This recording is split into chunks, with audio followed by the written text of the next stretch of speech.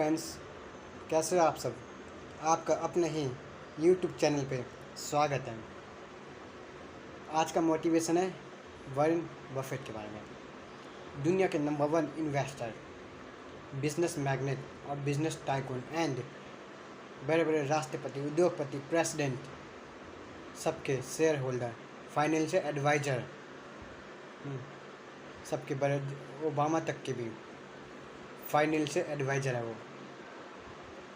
Stock market के राजा Warren Buffett को माना जाता है। इन्वेस्टर के किंग वॉरेन बफेट को माना जाता है। हमेशा से वर्ल्ड के हमेशा उनका 1 2 3 4 5 इस समय गिनती आती रहती है बिजनेसमैन की लिस्ट में। कभी नंबर 1 पे आते, कभी नंबर 2, कभी नंबर 3, कभी नंबर 4। ये सबकी लिस्ट में उनका नाम आता रहता है नंबर 1। एक बार 2008 में नंबर 1 की भी लिस्ट में उनका नाम आया था बिजनेसमैन में। आज भी वो 20 साल पुराने घर में ही रहते हैं, 20 साल पुरानी गाड़ी इस्तेमाल करते हैं, और वही 20 साल पुराना उनके पास 20 ही कोट है और 20 कोट इस्तेमाल करते हैं। एक बार किसी से नहीं मिलते हैं, किसी से भी नहीं। एक बार ऐसा हुआ, उनसे मिलने के लिए बोली लगाई गई, सब तैयार हो गए, भाई मैं मिलूँगा वॉरेन बफेट, मैं मिलूँगा। तो उनकी बोली 1 घंटे के लिए मिलना था, उनकी बोली लगी 35 करोड़ में। तो वॉरेन बफेट खुश हो गए, वाह ये तो बिज़नेस करने का अच्छा तरीका है, सिर्फ 1 घंटे मिलना है और पैसे आ गए। 35 करोड़ रुपये उस इंसान ने वॉरेन बफेट को दिए, और दूसरे हाथ से वॉरेन बफेट ने डोनेट करिए। डोनेशन में उनका बहुत मन लगता है। कहते हैं मैं क्या करूँगा पैसे रख के, खाना वही है, पूरे दिन में $3 का खाना, रहना उन्हीं घर में, उनको कपड़े वही पहनने, उनको कुछ खरीदना है नहीं। कहते हैं कि वो उनका कहना है मैं बस अपने ऊपर 1% पैसा खर्च करता हूँ, अपने कमाई का बस 1% पैसा खर्च करता हूँ। अगर मैं 99% गरीबों को दे देता हूँ, डोनेट कर देता हूँ, तो उनका कितना भला हो जाएगा इन पैसों में। उनका डोनेशन बहुत बड़ा हाथ है। कोरोना के टाइम में उन्होंने $33 बिलियन डोनेट किया था, बहुत बड़ा योगदान है उनका कोरोना टाइम में। बस आज इसी बात पे बात करेंगे। वॉरेन बफेट, उनके अंदर बचपन से बिजनेस का खून था। उनके शरीर में खून नहीं, बिजनेस दौड़ता था, बिजनेस। उन्होंने 7 साल की उम्र में वो गए एक दुकान पे, देखने लग गया कि सबसे ज़्यादा बोतल के ढक्कन किसकी है। गिनने लगा कि ढक्कनों को, जितनी भी कोल्ड ड्रिंक की ढक्कन थे ना, बोतलों की कोल्ड ड्रिंक की, सबसे ज़्यादा कौन क्या पीता है। तो गिनते रहे, तो उनको पता लगा कोको कोला, ज़्यादातर लोग कोको कोला को पसंद करते हैं। तो उन्होंने दुकान पे गए, 25 सेंट का उन्होंने कोको कोला खरीदा, एक कोको कोला खरीदा, और बाहर जाके जैसे पार्क ये सब बाज़ार में जाके उन्होंने 30 सेंट में बेच दिया। 25 सेंट में खरीदते थे, 30 सेंट में बेच देते थे। सिर्फ 7 साल की उम्र में। लोग 7 साल की उम्र में कंचे खेलते हैं, और उन्होंने बिज़नेस करना सीख लिया था, और यहीं से उनको रिसर्च की आदत पड़ी, नई चीज़ें जानने की। वो 25 सेंट में कोको कोला की बोतल खरीदते थे और 30 सेंट में बेच देते, डेली के 5 सेंट बचाते थे अपने। एक उनकी दूसरी कहानी यह है कि एक बार उन बाल कटवाने गए, 11 साल की उम्र में बाल कटवाने गए नाई के पास। उन्होंने बोला, भाई नाई मेरे बाल काट डालो अच्छे से, मुझे जल्दी है। तो नाई ने कहा आपको वेट करना पड़ेगा, इंतज़ार करना पड़ेगा, क्योंकि अभी बहुत लोग हैं, इसलिए आपको कम से कम 10-15 मिनट वेट करना पड़ेगा। तो उन्होंने कहा क्या बात है। उन्होंने कहा यार यहाँ पे तो वेट करना पड़ता है। उन्होंने एकदम से नया बिज़नेस सोच लिया। उन्होंने एक गेम खरीदा, पिन बॉल। इंडिया में उसे कंचे बोलते, कंचों की तरह होता है पिन बॉल। शायद आप में से कई लोगों ने खेला भी होगा, मोबाइल में या फिर टीवी में या फिर मूवी में देखा होगा ये सब में पिन बॉल। तो उन्होंने पिन बॉल गेम स्टार्ट किया।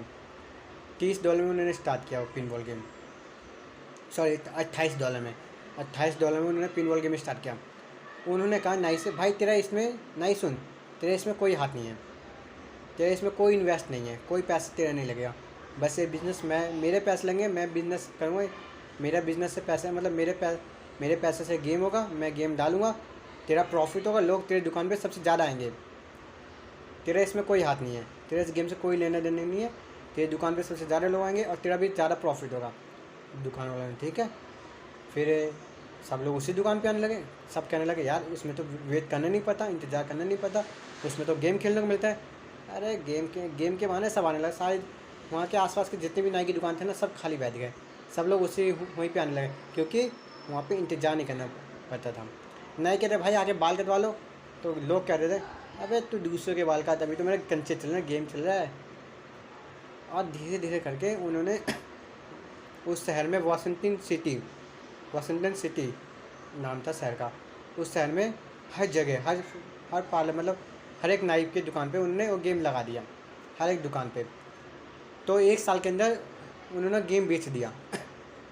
$28 में गेम बिज़नेस स्टार्ट किया था और $1000 में $1000 में उन्होंने बेच दिया।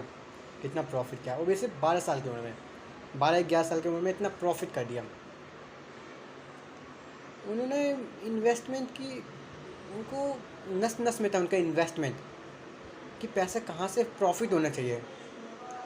एक बार उन्होंने ऐसे 13-14 साल की उम्र में उन्होंने स्टॉक मार्केट में पैसा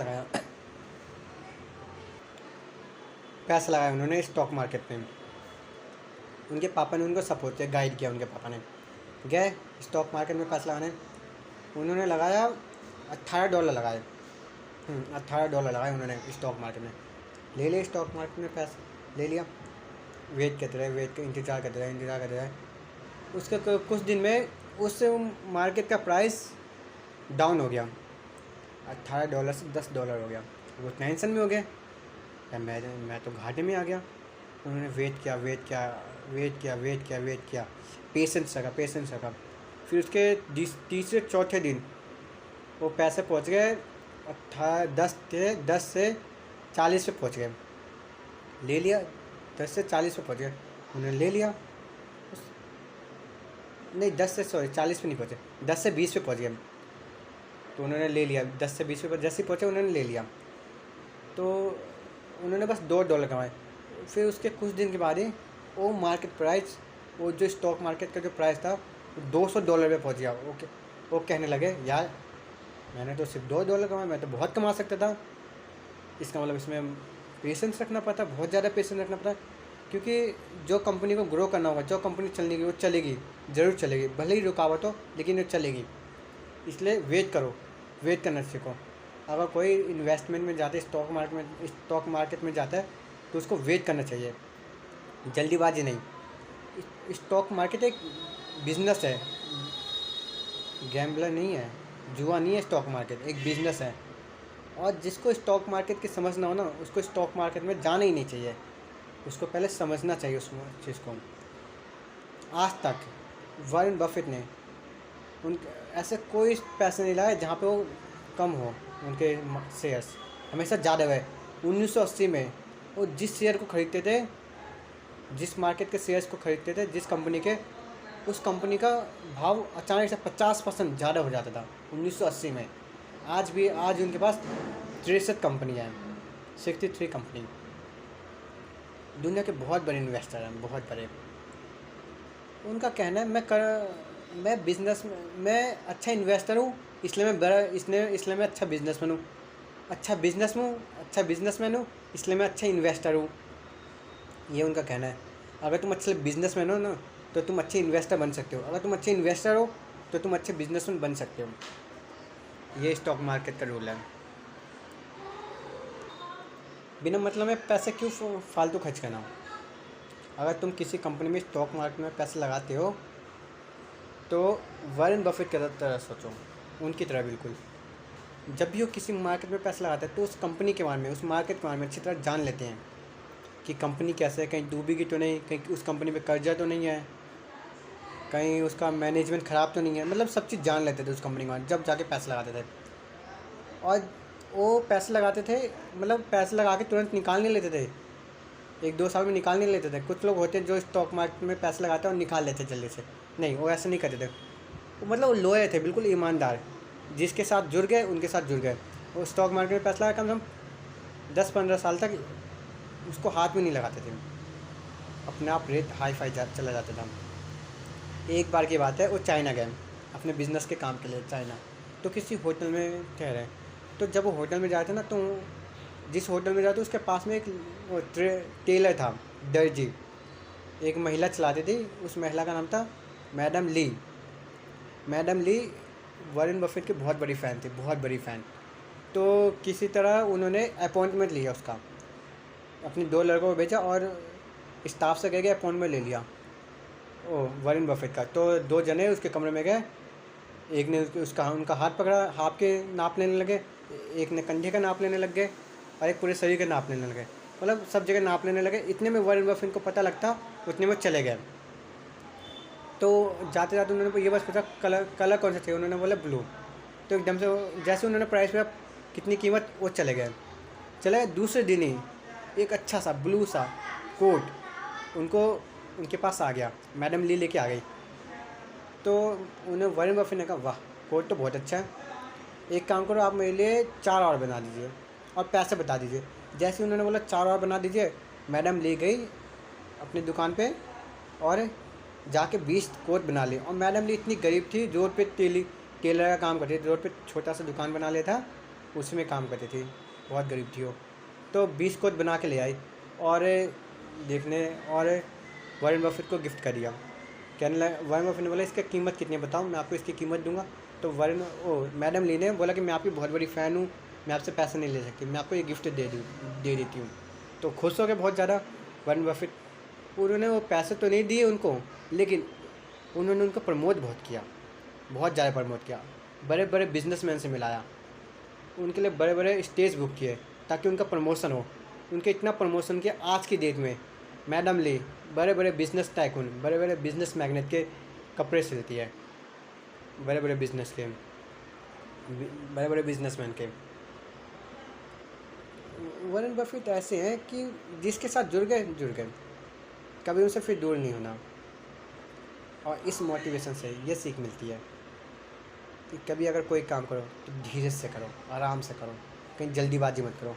जल्दीबाजी का काम शैतान का होता है, इसलिए आराम से करो। अगर तुम्हें उस काम पे विश्वास है ना, तो तुम्हें कामयाबी ज़रूर मिलेगी। ठीक है, थैंक यू सो मच। यार आप लोग वीडियो देखते हो लेकिन सब्सक्राइब नहीं करते, ना सब्सक्राइब करते हो ना लाइक करते हो। लाइक तो बिल्कुल ही नहीं करते, लाइक भी नहीं करते, सब्सक्राइब भी नहीं करते। क्या कर लिया करो यार, सपोर्ट करो मुझे। और थैंक यू सो मच मेरी वीडियो देखने के लिए।